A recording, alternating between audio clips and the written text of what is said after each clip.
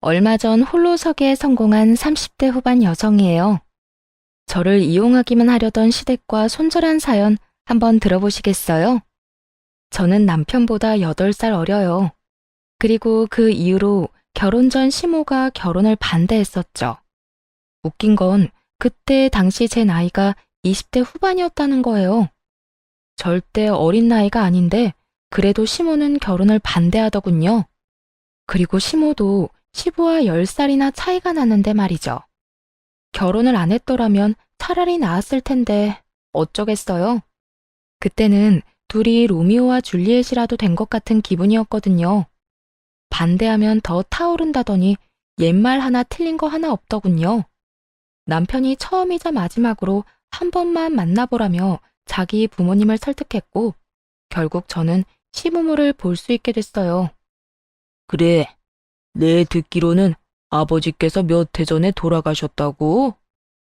네, 제가 대학 들어가고 나서 암 때문에 입원하셨다가 결국 돌아가셨어요. 어머니께서 고생이 많으셨겠구나. 네, 일하시느라 바쁘셔서 자주 병원에 오지는 못하셨지만 아버지 돌아가실 때까지 병간호하면서 어머니도 도와드렸어요. 그러자 입 꾹 다물고 아무 말 안 하던 시모가 갑자기 끼어들어 묻더군요. 네가 아버지 병간호를 다 했다고? 암이라고 해도 연명치료로 꽤 오랫동안 병원에 계셨을 텐데 얼마 동안 병간호 해드린 거야? 2년 반 정도요. 어머나, 긴 병에 효자 없다는데 어떻게 그렇게 오랫동안 간병을? 너무 어려서 걱정했더니 다 큰 어른이었네. 어린 아가씨가 어른 공경할 줄도 알고 참 기특해. 그런 것도 모르고 나는 여태까지 철없는 어린애라고만 생각했어. 앞으로 자주 놀러 와요. 이렇게 참한 아가씨라면 괜찮겠네. 이야기를 나누는 사이에 시모는 급격히 태도를 변경한 느낌이었어요. 친정아버지 병시중을 오래 들었다는 말에 어른을 잘 모시는 것처럼 보였나 봐요.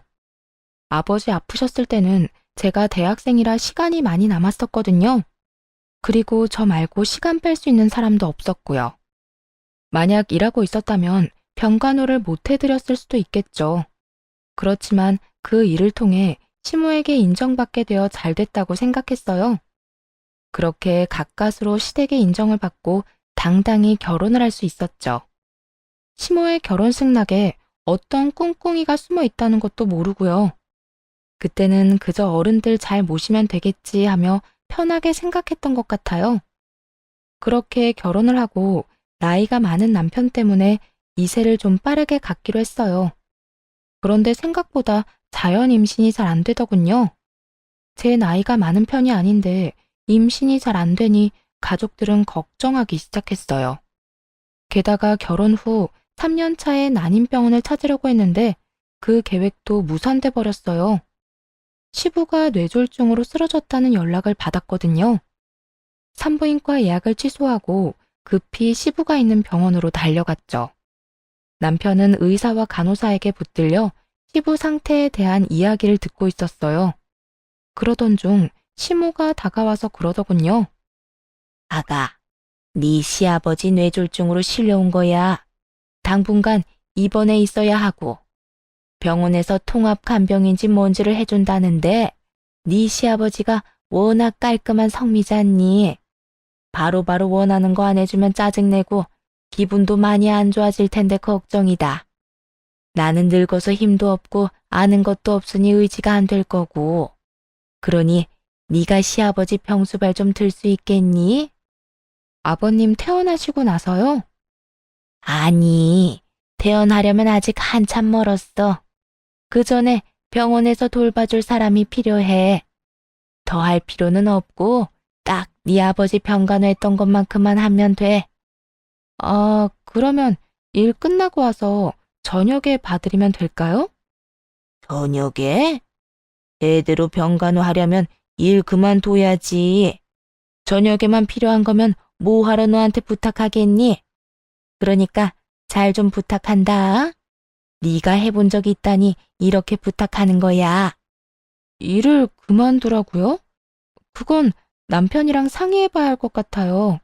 저희 결혼하면서 집 산다고 지금 대출금도 많이 남았고요. 당장 일을 그만두면 수입이 확 줄어서 큰일인데.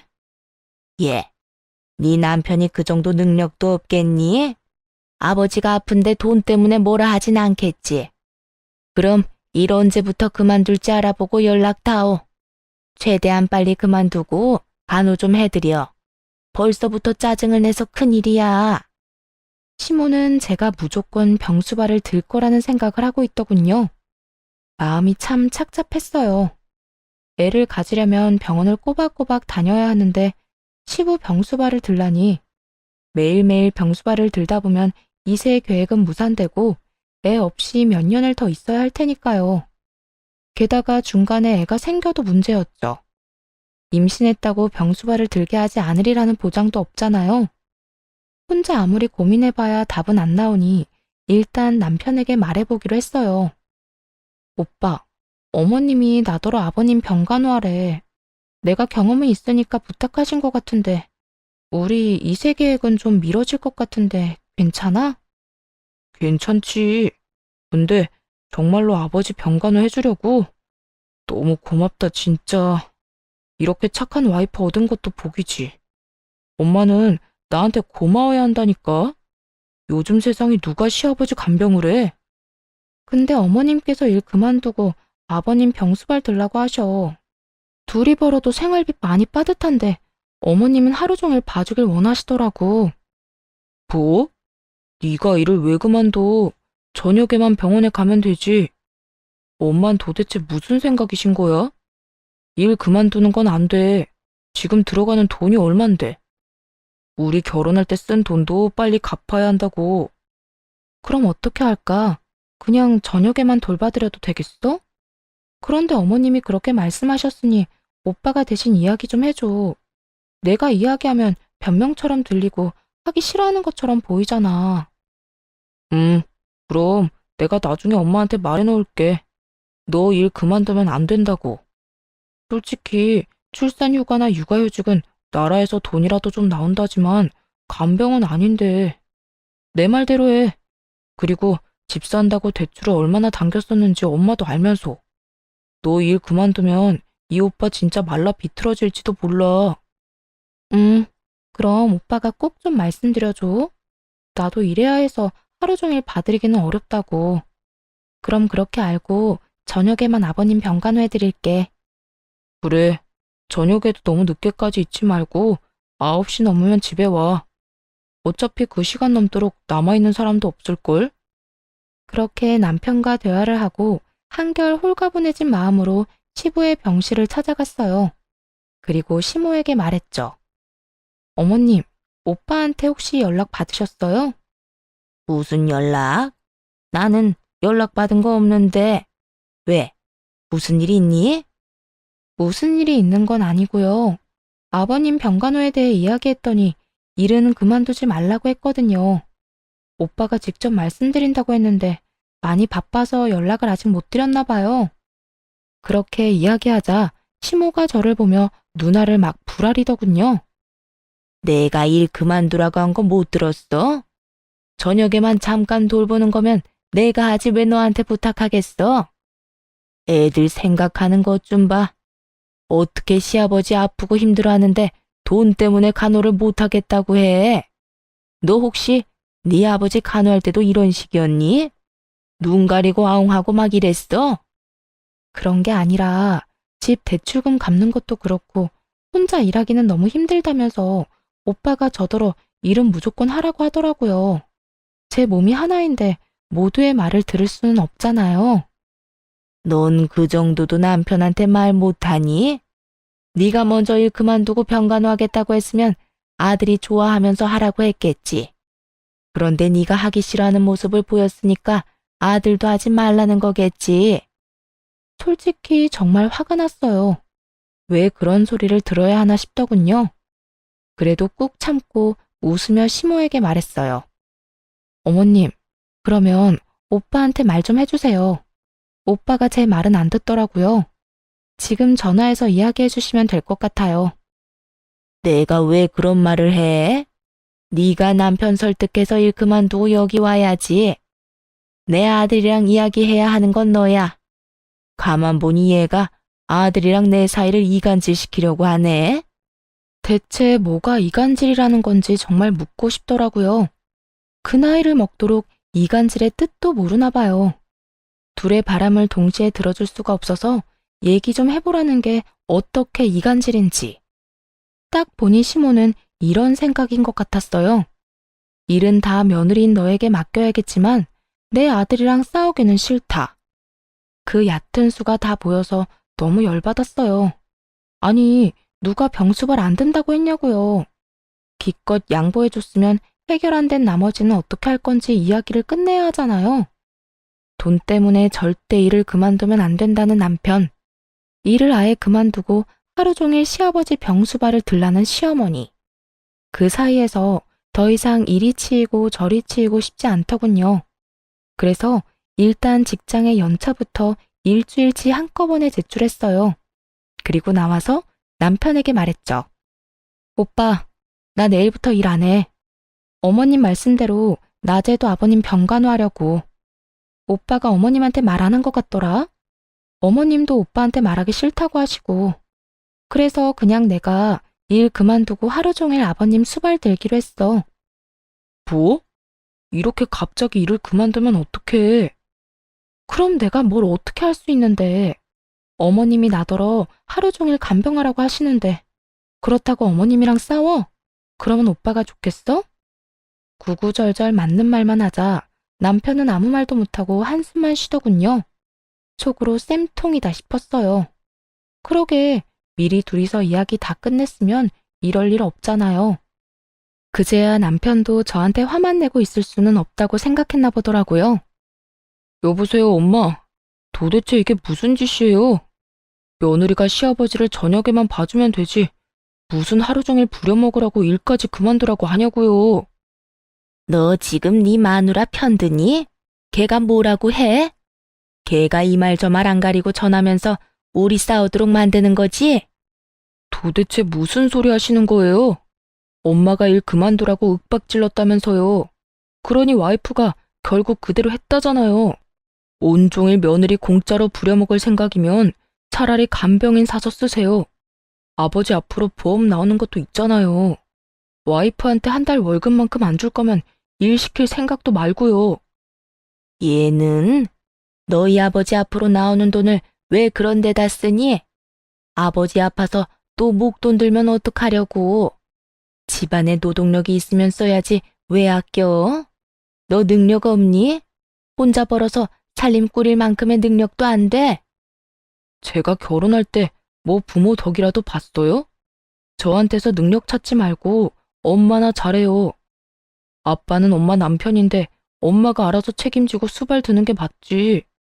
일하는 며느리 직장까지 관두게 하고서 이러는 건 아니죠.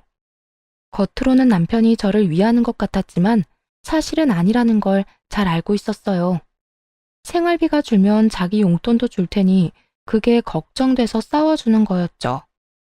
어쨌든 손 안 대고 코 푸는 기분으로 두 사람이 싸우는 거나 잘 듣고 있었어요. 네가 이렇게까지 말이 안 통하는 인간인지 처음 알았네. 어떻게 네 아버지가 아픈데 생판 모르는 남을 간병인으로 쓰라고 할 수가 있어? 그것도 아버지 보험금으로. 아버지가 아플 때를 대비해서 들어놓은 보험이잖아요. 이럴 때 안 쓰면 언제 써요? 엄마야말로 공짜로 며느리 막 가져다 쓰지 마세요. 저녁에 잠깐 가서 봐준다는 것도 겨우 시간 내는 거였는데. 남편은 정말로 자기 혼자 외벌이 할까봐 걱정됐는지 적극적으로 나서더군요. 결국 시모는 아들한테 밀려서 돈 주고 간병인을 쓰게 됐죠. 그리고 싸우다가 의가 상했는지 저녁에도 병간호하러 오지 말라고 하더군요. 결과적으로는 매우 잘 된 거죠. 그렇게 저는 직장도 지켰고 시부 간병도 안 하게 됐어요. 시부는 1년 정도 입원해 있다가 퇴원했어요. 그 1년 동안은 재활치료할 겸 요양병원으로 옮겨가고 있었고요. 뇌졸중 걸린 분들 특유의 걸음걸이로 걷게 되셨지만 심한 정도는 아니었어요. 집으로 와서는 시모가 시부 수발을 들었어요. 그때도 시모가 대신 수발을 들어달라고 했는데 남편이 사전에 거절했거든요. 그런데 잘 지내는 듯했던 시부가 3년 만에 다시 입원하게 됐어요. 또다시 뇌졸중으로 이번에는 반대쪽 뇌에 문제가 생겼다더군요. 안타까운 소식에 적극적으로 병간호에 나서기로 결정했죠. 그 사이 남편이 승진을 해서 월급도 올랐고 저는 파트타임으로 시간을 줄여서 일하고 있었거든요. 오전에만 일을 하니 오후부터 저녁에는 시간을 충분히 낼 수 있었어요. 그렇게 하겠다고 전했는데 시모는 고마움의 표시를 전혀 하지 않더군요. 마치 당연한 일을 한다는 듯이 말이죠. 그리고 시부를 저에게 맡겨두고는 병원에 와보지도 않았어요. 그래도 오전에는 시모가 와 있을 줄 알았는데 아예 발걸음조차 안 하더군요. 그렇게 저 혼자만 시부 간병하고 의료진 이야기를 듣고 시부에게 필요한 것들을 준비하는 나날이었어요. 게다가 남편도 많이 바쁜지 매일같이 야근하고 병문안도 제대로 오질 못하더라고요. 그 상태로 2달 정도 흘렀는데 어느 날부터 시모가 함께 간병하기 시작하더군요. 뭐 힘쓰는 일은 제 몫이었고 시모는 그냥 의료진 말 정도만 듣긴 했지만요. 문제는 시모가 사람을 괴롭게 만든다는 거였어요. 예, 이거 좀 문제 있어 보이지 않니? 가서 간호사한테 이야기하고 오너라. 그리고 이게 뭐야? 옆에 좀 치우고 살아. 무슨 서랍에 네 물건만 한가득하니? 이렇게 사사건건 짜증을 마구 냈죠. 하루는 집에 잠깐 갔다 와야 할 일이 있어서 시모에게 말했거든요. 어머님, 저 잠깐 집에 다녀와야 하는데 아버님 잠깐만 봐주세요. 한 30분이면 돼요. 그날은 사실 남편 생일이라 남편이 오기 전에 미역국이라도 만들어 두려고 했어요. 남편이 야근을 한다길래 저녁 시간 맞춰서 집에 잠깐 가려고 했는데 시모가 갑자기 저를 붙잡더군요. 집에는 갑자기 왜 가니? 여기 지금 할 일 안 끝난 거 안 보여? 어머님, 오늘 그이 생일인데 야근한대요. 미역국이라도 먹여야죠. 아침에 제가 일찍 출근하는 바람에 미역국도 못하고 나왔거든요. 참나, 지가 알아서 사 먹었겠지. 한 번쯤 안 먹어도 큰일 안 생긴다. 오늘 너희 시아버지 심기가 불편해 보이니까 저녁까지 있다가 가. 걱정되면 내가 아들한테 전화해주마. 다 큰 놈이 미역국 정도는 알아서 먹겠지. 시모의 말에 좀 의아해졌어요. 생일에 미역국 못 먹으면 마치 인생 말아먹는 것처럼 굴던 사람이 바로 시모거든요. 그런 사람이 아무렇지 않게 이런 말을 하다니. 솔직히 이해가 안 갔습니다. 그런데 이상한 건 그뿐만이 아니었어요. 그 뒤로도 어쩌다 저녁에 집으로 가려고 하면 꼭 못 가게 하더라고요. 이상하다 싶어서 하루는 시모가 없는 틈에 간호사에게 말해두고 집으로 향했어요. 시모가 왜 집에 못 가게 하나 궁금했거든요. 그날은 토요일이라 아침부터 시부 병원에 나와 있던 상황이었죠. 그런데 오후 5시에 집으로 들어갔는데 아침과는 완전히 다른 모습이었어요. 집안 가득 여자 향수 냄새가 진하게 배어 있더라고요. 방금 전까지 누군가 있었던 것 같았어요. 게다가 목욕탕은 다 젖어 있었죠. 남편이 씻고 나간 걸 수도 있지만 결정적으로 싱크대에 2인분의 식기가 있었어요. 순간 머릿속에 수많은 생각이 지나가더군요. 남편이 누군가와 함께 있었고 씻고 방금 나갔다는 건 확실해 보였어요. 설마 바람을 피우나 싶어 초조하게 입술만 깨물고 있었죠. 남편에게 추궁할까 했지만 이 진한 향수의 주인이 여자가 아닐 수도 있잖아요. 바람은 아닐 거라는 작은 희망을 붙잡았죠. 그래도 혹시 모르니 그날 저녁 인터넷으로 녹음기를 여러 개 샀어요. 그리고 아침에 출근하기 전에 항상 그걸 틀어놓고 나왔죠. 안방, 거실, 부엌에 몰래 숨겨두고 며칠간 확인을 했어요. 처음 며칠은 조용하더군요. 그나마 이상한 점은 남편이 매일같이 늦게 온다는 점이었어요.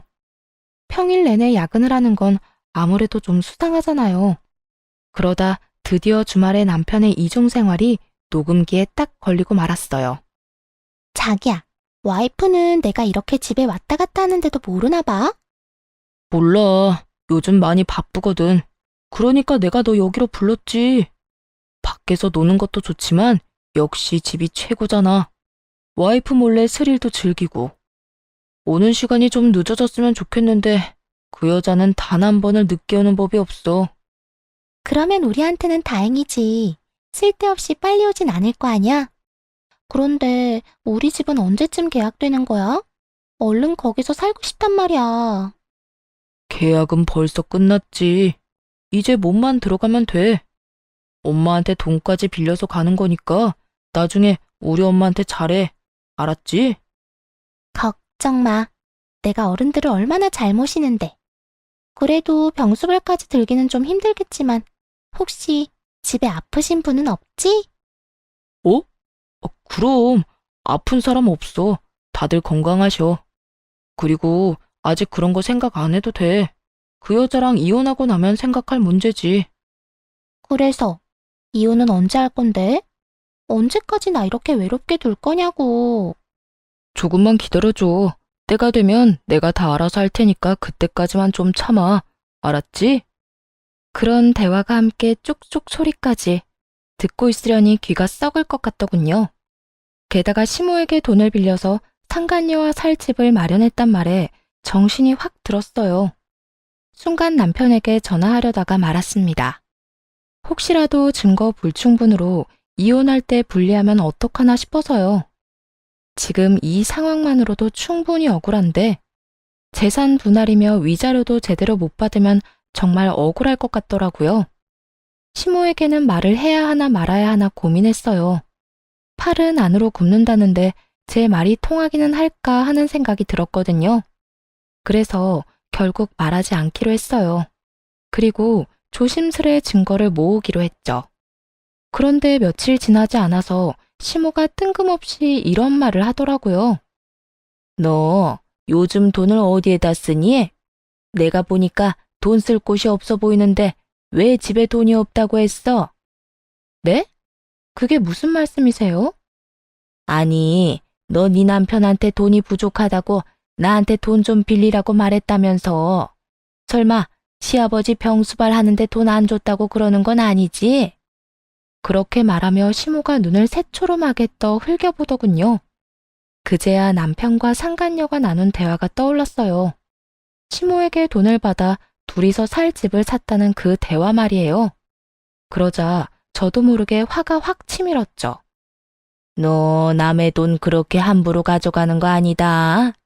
가족끼리 이런 말 하긴 좀 그런데 매달 꼬박꼬박 갚아줬으면 좋겠어.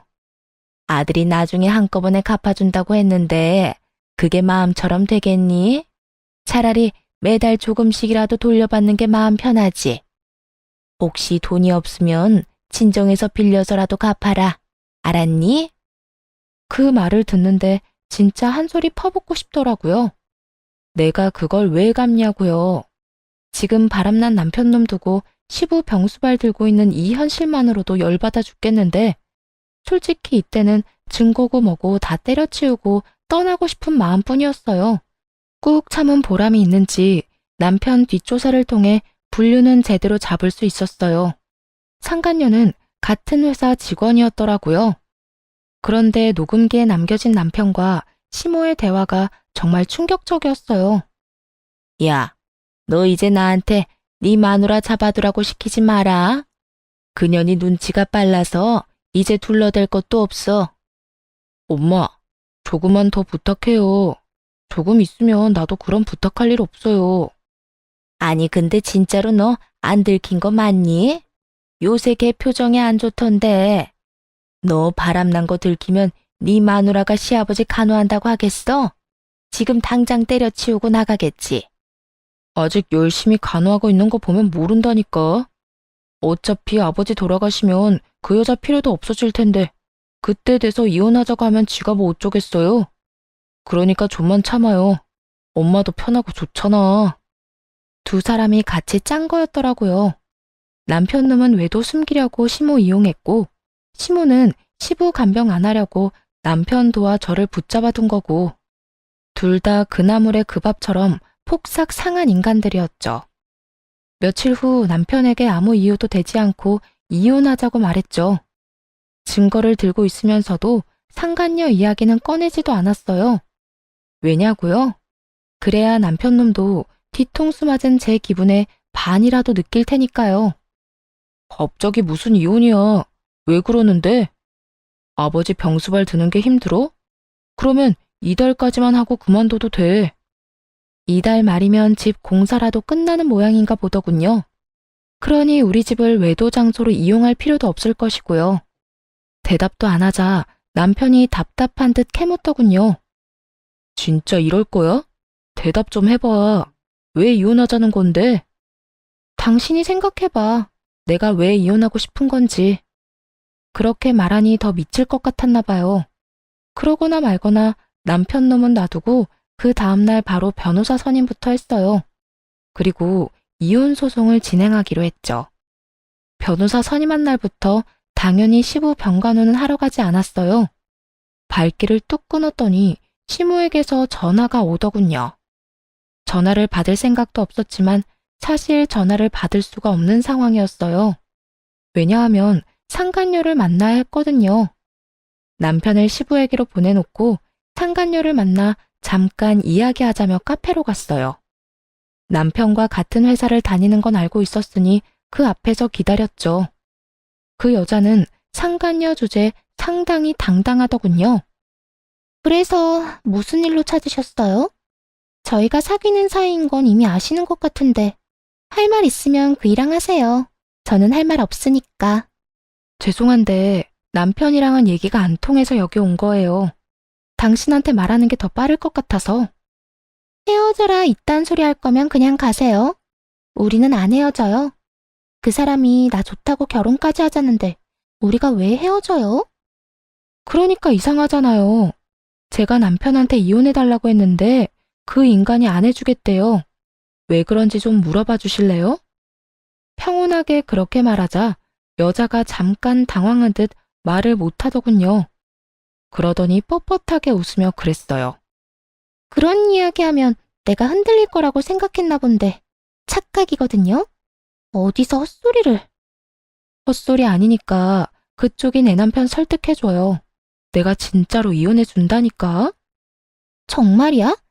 거짓말인데 나한테 이러는 거면. 진짜로 맹세코 이혼해준다니까요? 아니면 녹음이라도 할래요? 증거로 쓸 수 있게. 내가 그 사람이랑 이혼하길 원한다는 증거 필요하잖아요. 좋아요. 그럼 녹음해요. 그 사람이랑 나 갈라놓지 말고 조용히 헤어져 주는 걸로. 솔직히 우리가 떳떳한 사이는 아니지만 그렇다고 사랑도 안 하는 그쪽이랑 계속 사는 건 또 아니잖아요. 서로 좋아하는 사람이랑 살아야지. 그러니까요. 살다 남편 불륜으로 이혼하게 될 줄은 상상도 못했네. 어쨌든 그쪽이 당장 이혼할 수 있도록 남편 설득 한번 시켜줘 봐요. 멍청한 상간녀는 그렇게 제 앞에서 남편에게 전화를 했어요. 스스로 불륜했음을 시인하는 내용을 잔뜩 녹음해놓고 말이죠. 자기야, 와이프랑 언제 이혼하는 거야? 빨리 이혼하고 우리 같이 살면 안 돼? 갑자기 또 왜 그래? 내가 때가 되면 말한다고 얘기했잖아. 그것도 못 기다려? 우리 애기가 왜 또 마음이 조급해졌지? 이제 당신 집도 생겼는데. 그때가 언젠데. 혹시 이미 이혼하자는 얘기 나온 거 아니야? 상대방이 먼저 이혼하자고 하면 무조건 이혼해. 알았지? 아니, 근데 도대체 무슨 때를 기다린다는 거야. 어쨌든 그런 게 있어. 와이프랑 나는 법적으로 얽힌 사이니까 마구잡이로 이혼할 수는 없다고. 최대한 내가 손해를 덜 보는 쪽으로 이혼을 해야 될 거 아니야. 그래야 자기랑 결혼할 때 더 도움이 되지. 자기가 손해를 덜 보는 게 뭔데? 지금 사는 집도 자기 거라서 이혼해도 재산 분할 거의 안 한다고 얘기하지 않았어? 상간녀의 마음을 얻기 위해서인지 남편이 거짓말을 야무지게도 했더군요. 그 집 살 때 제가 보탠 돈이 얼만데. 게다가 제 월급으로 생활비 충당해놓고 저런 말 하는 거 보니 진짜 역겨웠어요. 이혼 이야기 잘 꺼냈다 싶더라고요. 남편은 시부가 죽고 나서 제가 필요 없어지면 이혼하고 싶었던 것 같아요. 시부가 아프다는 사실을 상간녀가 모르고 있는 걸 보면 틀림없었죠. 어쨌든 두 번 다시 그 얘기 꺼내지 마. 나 안 그래도 지금 힘들고 바쁘다고. 자기도 이러면 내가 얼마나 더 힘들겠어? 이렇게 떽떽거리고 쪼아대는 거 와이프만으로도 좋게. 그러니까 조금만 더 기다려. 알았지? 상간녀의 마음을 아는지 모르는지 남편놈은 당장은 이혼 못한다고 못 박았어요. 상간녀는 그런 남편의 단호함에 열받았는지 끈질기게 물고 늘어지더군요. 그 모습을 보는데 솔직히 너무 웃겼어요. 남편은 이혼하지 않겠다고 하고 상간녀는 이혼하라고 닥달하는 상황이잖아요. 결국 상간녀는 남편에게 원하는 답도 못 듣고 전화를 끊어야 했죠. 카페에서 나오려는데 제 핸드폰이 또 울리더군요. 발신인을 확인해 보니 역시나 시모였어요. 상간녀와의 용건도 끝났겠다 전화를 받았죠. 너 왜 안 오니? 오늘 내가 얼마나 중요한 약속이 있었는데. 너 때문에 지금 약속 깨고 혼자 병실 지키는 중이다. 어떻게 이렇게 생각이 없을 수가 있어? 못 오면 연락을 하든지. 지금 가는 길이에요. 가서 말씀드릴게요. 딱 그 말만 하고 전화를 끊고서 시부가 있는 병원으로 향했어요. 병실에 들어갔더니 시모가 미친 듯이 화를 내더군요. 야, 너 그따위로밖에 말을 못해? 뭐, 지금 가는 길이에요? 가서 말씀드릴게요? 어떻게 그런 말을 해, 건방지게. 와서 죄송하다. 무슨 일 때문에 늦었다.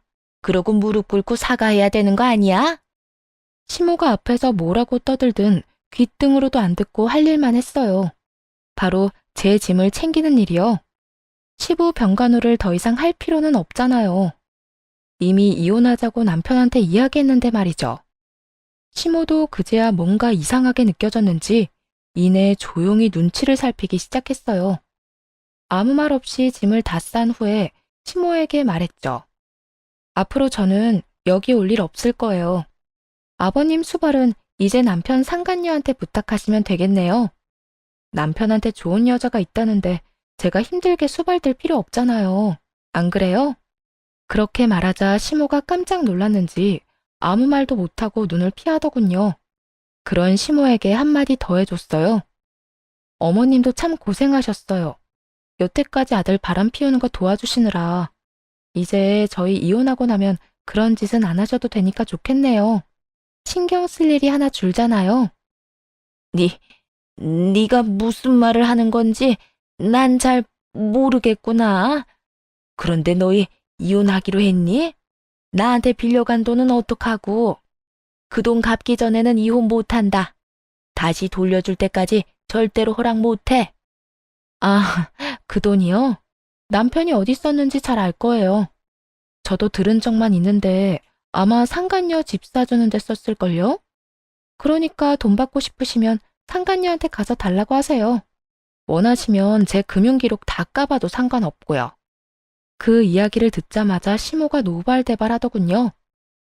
미친놈이 그 돈을 상간녀한테 줬다고? 나한테는 분명히 네가 필요해서 가져간다고 했는데. 그러더니 곧바로 남편에게 전화를 하더군요. 너 어디야? 당장 네 아버지 병원으로 튀어와. 왜 그래요? 안 그래도 병원 앞이에요. 연락을 안 받았더니 남편도 마침 이 병원으로 저를 찾으러 왔더군요. 야 이놈아, 너 내 돈 어쨌어? 그 돈 상간녀한테 줬다는 게 진짜야? 너 그년한테 얼마나 줬어? 엄마, 미쳤어? 갑자기 무슨 상관녀야. 와이프가 오해하잖아요.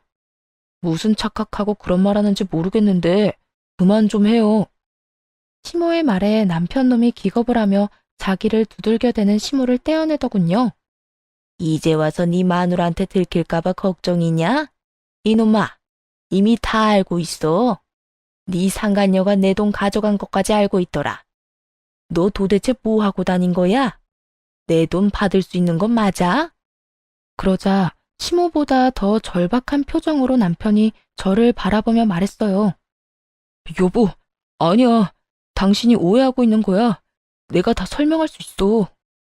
나는 오해하고 있는 거 하나도 없어. 그러니까 앞으로 당신 아버지 병간호는 상간녀나 시켜. 사랑하는 남자 아버지니까 그 수발도 다 들겠지. 예비 시어머니한테 빌려간 돈도 다시 돌려줄 테고. 지금 안 보여? 어머님 돈 못 받으실까봐 눈에 핏발 선 거. 꼭 돌려주라고 전해줘. 그렇게 말하자 시모는 새삼 또 열받았는지 남편 놈 멱살을 붙들고 소리치더군요. 너 당장 내 돈 가져와. 아니면 네가 매달 이자까지 쳐서 갚든지. 무려 7천만 원이나 처먹고 입을 싹 닫아? 네가 아들놈이야?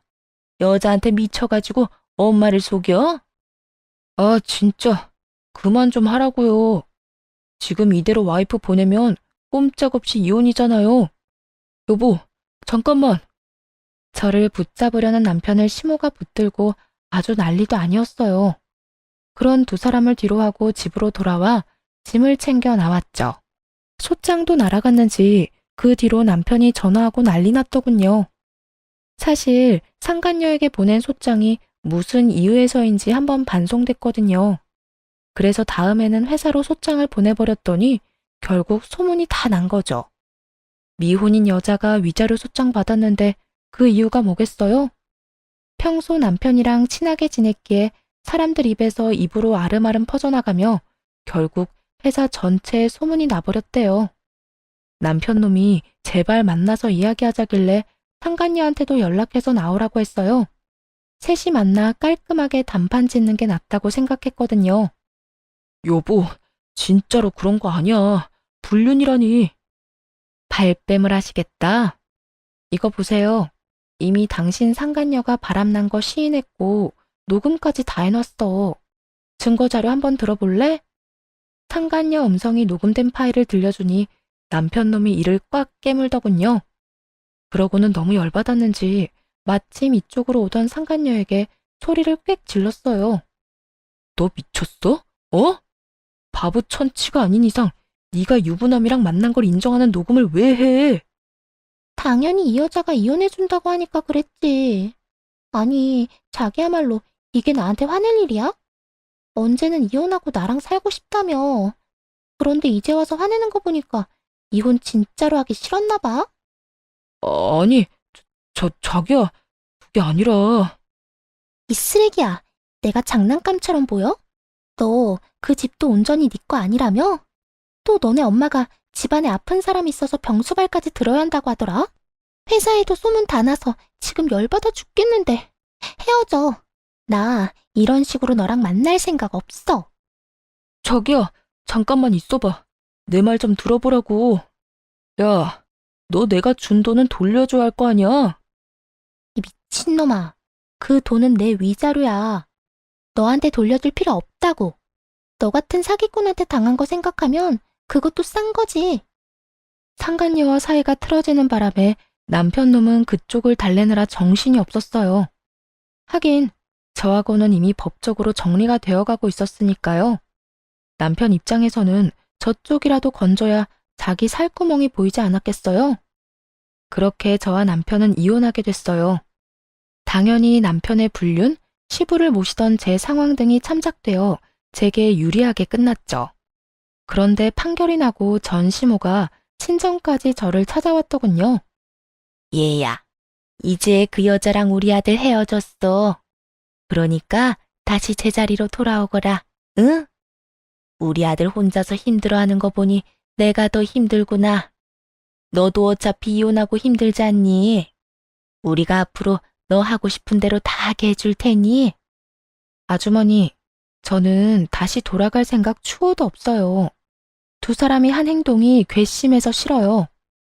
마누라한테 대리호도 시켜놓고 바람 피운 놈이나 그런 놈도 아들이라고 며느리 속인 아주머니나 똑같은 쓰레기인데 제가 왜 다시 쓰레기통에 다시 들어가요? 안 그래요? 너 지금 우리한테 쓰레기라고 했어? 그럼 쓰레기가 아니면 뭐예요? 인간이라고 하기엔 한 짓이 너무 더럽잖아요. 저한테 이런 취급 계속 받고 싶은 거 아니면 앞으로 찾아오지 마세요. 결국 전 시모는 좋은 소리 하나도 못 듣고 쫓겨나듯 나갔어요.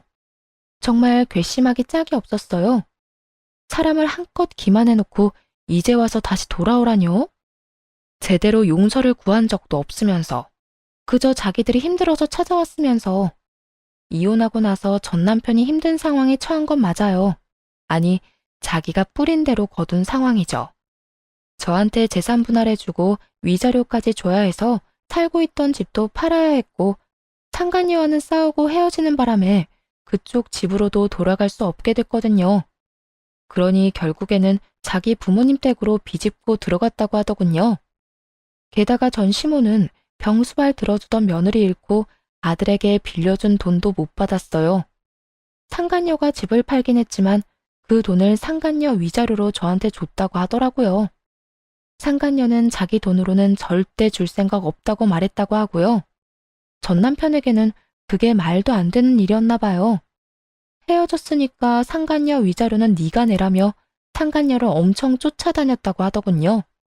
그렇게 죽고 못 살 것처럼 사랑하더니 한순간에 죽일 것 같은 원수지간이 된 게 웃기지도 않았어요. 저딴 가벼운 사랑 때문에 제 인생이 망가지다니 조금 씁쓸하기도 했어요. 얼마 전에 전 시부가 입원한 병원에 간 적이 있어요. 가까운 지인 한 분이 입원하게 돼서 병문안을 하러요. 그런데 하필 전 시부 병실과 가까웠는지 안에서 얘기하는 소리가 다 들리더군요. 전 시모와 전 남편 목소리였어요. 너, 내 돈 언제 갚을 거냐? 능력도 없는 놈이 계집질하다가 이혼당하고 돈까지 날려? 너를 믿은 내가 바보지. 그 돈이 어떤 돈인데? 내 노후 자금 탈탈 털어서 상간녀한테 갖다 바친 네 놈이 제일 나빠 이놈아. 그러는 엄마는 뭐 잘한 거 있어? 아버지 병수발 들어야 하는 건 왜 그 여자한테 미리 말해가지고. 그 여자랑 헤어졌으니까 그 돈을 못 받은 거지. 아우, 진짜 미쳐서 돌아버리겠네. 아니, 뭔 도둑질도 손발이 맞아야 하지. 사람의 탈을 쓰고 어떻게 저렇게 막말을 할 수가 있을까요? 그냥 두 사람 다 참 힘겹게 사는구나 싶었어요. 시모는 아침부터 저녁까지 시부 간병하느라 힘들어 죽고, 남편 놈은 여자도 잃고 돈도 잃고 직장에서 퇴사 권유까지 받았다고 하더군요. 결국 권고사직으로 퇴사했다는데 지금쯤 두 사람이 반성은 하나 궁금하긴 하네요. 몇 번이고 연락이 왔지만 다 거절했어요. 저도 이제는 제 인생 살아야 하지 않겠어요? 한동안은 후련하기도 했지만 눈물도 많이 흘리며 지냈어요. 사랑을 잃어서 아프다기보다는 배신당한 아픔이 참 컸거든요. 다른 사람을 이제 믿을 수 있을까? 의문이 들기는 하지만 그래도 아직 세상에